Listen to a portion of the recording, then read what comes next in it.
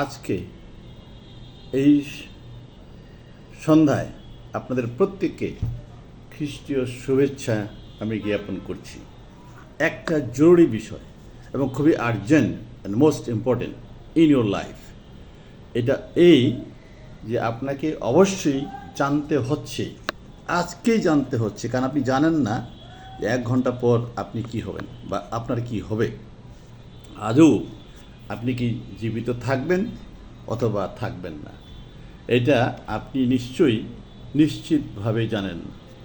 আমি দেখলাম যে একটা ইদানিং যে ঘটনা, স্বামী স্ত্রী যাচ্ছে বাসে করে, নামছে প্রায় বাসার কাছাকাছি, হঠাৎ বলছে যে একটু ব্যথা ব্যথা শুরু।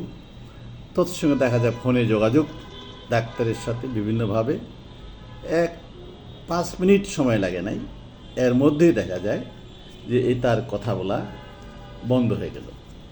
বন্ধ হওয়ার সাথে সাথে সে কিছুই করতে পারে নাই, যদিও যারা আমাদের চিকিৎসক চেষ্টা করলো, কিন্তু আর তাকে কোনোভাবেই টিকে রাখতে পারল না।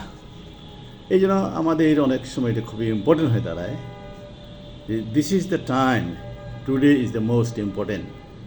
এই মুহূর্তটা, এই জন্য খুবই সাধারণভাবে লোকেরা বলে থাকে, বলছে কি যে প্রতিটা মুহূর্ত ইজ দ্য গড গ্রেস, ঈশ্বরের অনুগ্রহে আমরা আছি, যেটাকে ধন্যবাদ দিতে হয়। বা এটা ঠিক যে এই পৃথিবীতে আপনার জীবনে কোনটি আপনার নিজের, ইউ নো দ্যাট ওয়ান, আপনার জীবনের, আপনি হন সে যাই হন, নেতা হন, শিক্ষিত অশিক্ষিত বা পালক পুরোহিত, যাই হন না কেন, আপনি কি জানেন আপনার জীবনের কোনটি আপনার নিজে?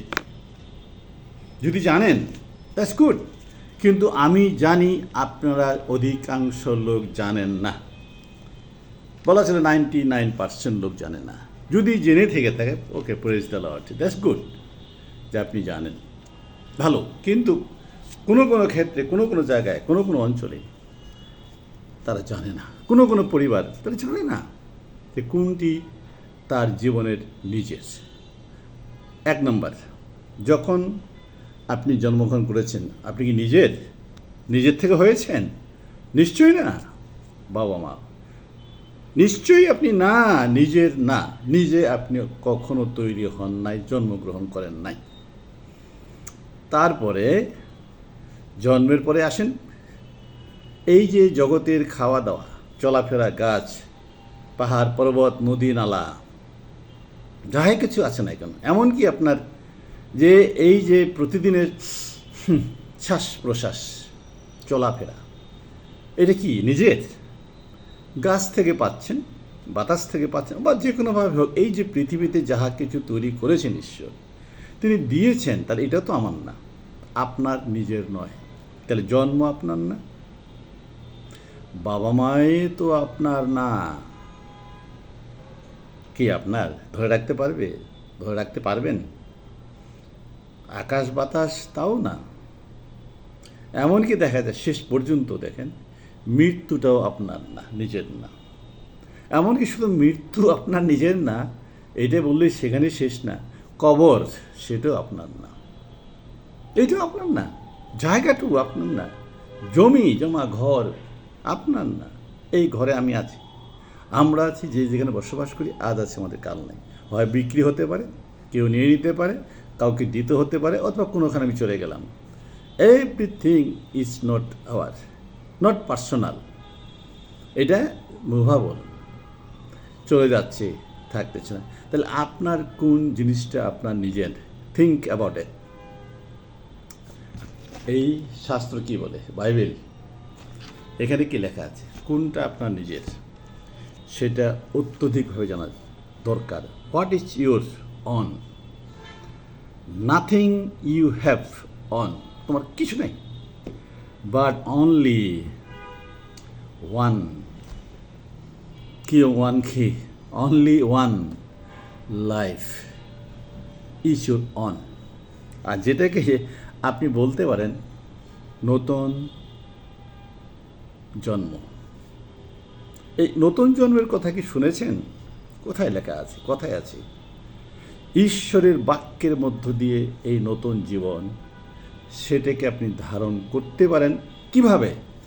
জানতে জানতে, শুনতে শুনতে, এই বাইবেল পড়তে পড়তে, অথবা অধ্যয়ন করতে করতে, যখন আপনি বুঝতে পারছেন যে আপনার একটা জীবন আছে, যেই জীবনটা শুধু individual, person to person, not only the family wise, এককভাবে সেটা আপনার।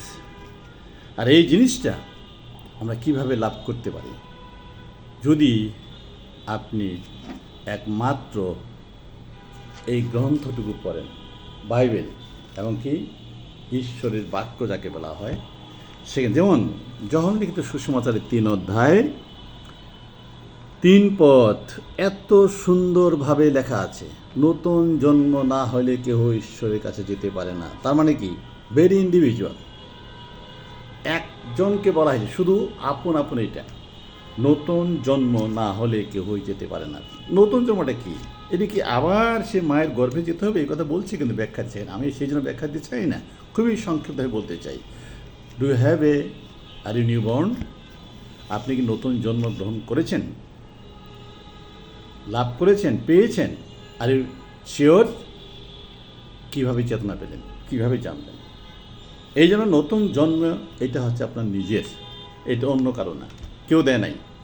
আপনি পাচ্ছেন ওই শাস্ত্রের কাছ থেকে, বাক্য থেকে, যেই ঘটনা প্রমাণ করেছেন যিশু এই আজ থেকে 2000 বছরের শুরু থেকে, বা যেমন চলছে এখন 2025 সাল, যখন শুরু হয় তার আগে নিশ্চয়ই যীশু খ্রিস্টের মৃত্যুর 2-3 বছর বা ওই বছর শতাব্দীর মধ্যে, প্রথম শতাব্দীর মধ্যে একটা নিশ্চিত একটা ক্যালেন্ডার পেয়েছি। তার আমরা বুঝতে পারি যে যীশু খ্রিস্টের জন্ম থেকেই তিনি এটাকে বিশদভাবে ব্যাখ্যা দেওয়ার জন্য, মানুষকে বোঝানোর জন্য এই পৃথিবীতে এসে তিনি প্রকাশ করলেন। যার পরিপ্রেক্ষিতে প্রেরিত পৌল নিজেও তিনি যখন নতুন জন্ম লাভ করেছেন, যখন তিনি যিশুকে গ্রহণ করেছেন ব্যক্তিগতভাবে, এমন কীভাবে? সেটা ইন্টারাকশনের মধ্য দিয়ে।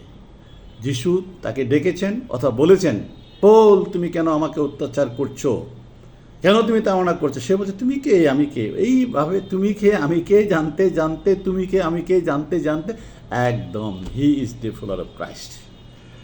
তার একটা নতুন, যার পরিবর্তে পূর্বের জীবনের সঙ্গে নতুনের মিল নাই। সে প্রত্যেকটা প্রশ্নের, প্রত্যেকটা চিঠির মধ্যে, প্রত্যেকটা পত্রের মধ্যে, তার 13টা পত্র এই বাইবেলের মধ্যে আছে, তিনি লিখে গেছেন, প্রকাশ করেছেন তার নতুন জীবনের কার্যকলাপ সম্বন্ধে, কাহিনীর সম্বন্ধে, জানার সম্বন্ধে। এমনকি ইফিসীয় পুস্তকে তিনি জোর দিয়ে বলছেন ইফিসীয় মণ্ডলীকে বা তাদের লোকদেরকে, আজকে আমাদেরকে বলছেন, কি বলছেন? যে অনুগ্রহ বিশ্বাস দ্বারা তোমরা পরিত্রাণ পাইতে পারো না। মানে অনুগ্রহ বিশ্বাস তোমরা পরিত্রাণ পেয়েছ, যেটা বলা হয় ইফিসীয় 2 অধ্যায়ের 8-9 পদ। ইহা তোমাদের নিজেদের নয়, কিন্তু ঈশ্বরের অনুগ্রহ। এইটাও কিন্তু নিজের না, কিন্তু তবুও এটা নিজের। কেন নিজের বলবো?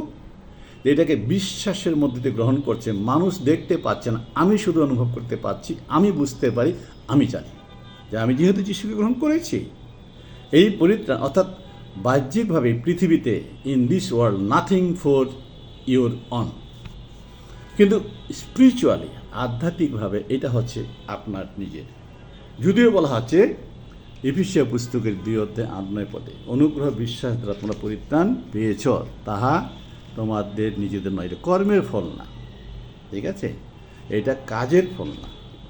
এই জন্য আরেকটা জিনিস আপনার নিজের, কিন্তু সবগুলোর মূলে একটাই, মানে বলছে কি ঈশ্বরের সন্তান। ওয়াও! আপনি কার সন্তান?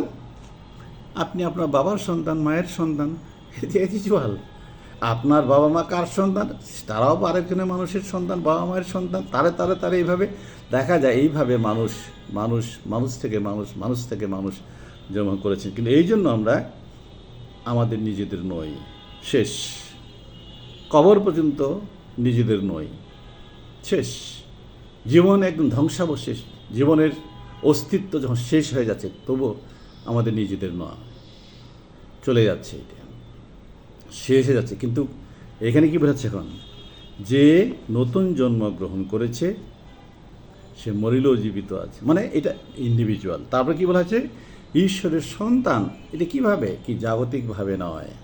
ডোন্ট থিঙ্ক অ্যাবাউট ইট যে জাগতিকভাবে ঈশ্বর আপনার বাবা, নও।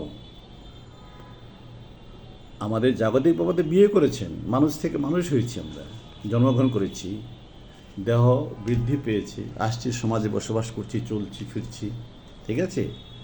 কিন্তু ঈশ্বরের অবক্ষয় নাই, চিরন্তন। তাকে সনাতনও বলা চলে। আর তখনও ছিলেন, এখনও আছে, তিনি থাকবেন। তার আপনি সন্তান, by belief and faith. And এই ঈশ্বরের বাক্য নিয়ে কথা বলছি। আসুন আপনি আধ্যাত্মিক ইন্ডিভিজুয়াল হবে, ব্যক্তিগতভাবে এটাকে লাভ করুন, মানুষের কথা শুনে নয়। এটাকে ধরুন বা বুঝুন। যারা পড়তে পারছেন না, আপনি একটু চিন্তা করুন, শুনে শুনে রিয়েলাইজ করুন। কান দিয়ে শুনবেন, চোখ দিয়ে হয়তো পড়তে পারছেন না, মন দিয়ে বুঝবেন, এমনকি সেটাকে গ্রহণ করবেন ব্যক্তিগতভাবে। এখানে সাংগঠনিকভাবে নয়, এটা ব্যবস্থা হিসেবে নয়। কি বলছে, বিশ্বাস দ্বারা। এই জন্য যতজন তাহাকে, যেটা যখন লিখিত সুসমাচারে 1:12 স্পষ্টভাবে লেখা আছে। যখন পুস্তক, যখন সুসমাচার বই তো জানেন, 1:12 স্পষ্টভাবে বলছে, যতজন তাহাকে বিশ্বাসে গ্রহণ করিল যিশুকে, তিনি তাহা থেকে ঈশ্বরের সন্তানের অধিকার দিলেন। সেই অধিকারটা কে দিয়েছে?